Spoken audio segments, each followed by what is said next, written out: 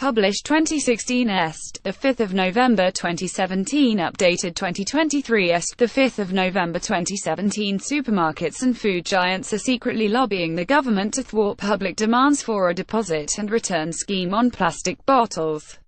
Industry bosses have met and written to ministers setting out their opposition to making firms take more responsibility for recycling packaging waste, largely on the grounds of cost.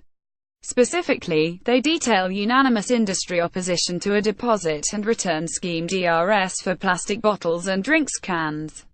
This is at odds with the public and their customers, who showed 78% support for a DRS in a survey last week.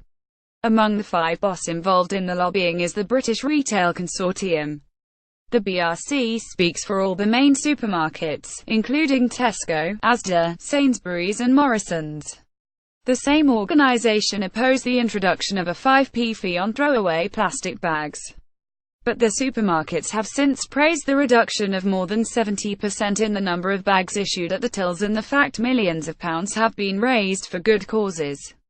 Industry bosses have met and written to ministers setting out their opposition to making firms take more responsibility for recycling packaging waste, largely on the grounds of cost. Every day an estimated 35 million plastic bottles and 20 million aluminium cans are sold across the UK.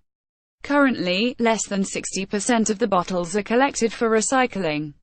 The rest go into landfill, are burned for energy, or end up as litter.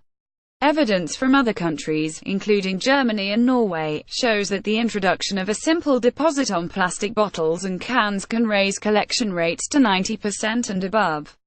2 letters have been released following Freedom of Information Act requests by Greenpeace.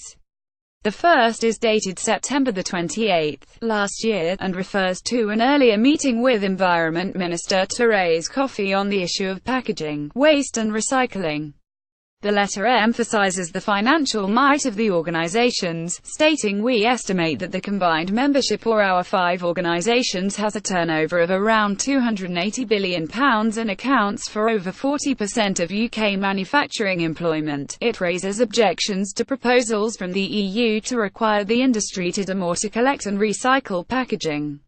And it claims the proposals could see UK producer responsibility costs for packaging increase from the current average of £50 million, £100 million per annum to as much as £1 billion. The group suggests the UK's decision to leave the EU could allow them to avoid any radical changes to packaging rules. A second letter dated February 6 this year continues the pressure and specifically opposes a DRS for plastic bottles and cans. It states, "We wish to reiterate that all 5 organizations are unanimous in the view that such a policy would seriously undermine the viability of current curbside recycling schemes, tackle only a small proportion of littered items, impose high cost and inconvenience on consumers, and increase environmental impact."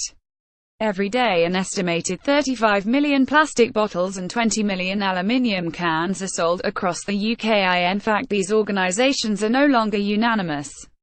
A few weeks after the letter was sent, Coca-Cola announced that it would support DRS in an effort to increase the amount of recycled plastic used to make bottles. And the industry's claims are at odds with a recent study by waste experts, Eunomia, which argued that English councils could save £35 million a year from DRS. The letters were written despite all the leading supermarkets pledging on the website that they care for and are striving to protect the environment. As well as the BRC, the groups putting pressure on the government are the Food Drink Federation, the British Soft Drinks Association, the Industry Council for Research on Packaging and the Packaging Association.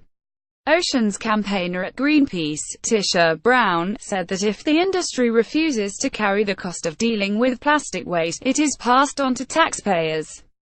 She said, "We're living in an enormous uncontrolled experiment to find out what hundreds of millions of tons of plastic pollution will do to our oceans, our seafood, and the people who eat it." All supermarkets were contacted for comment.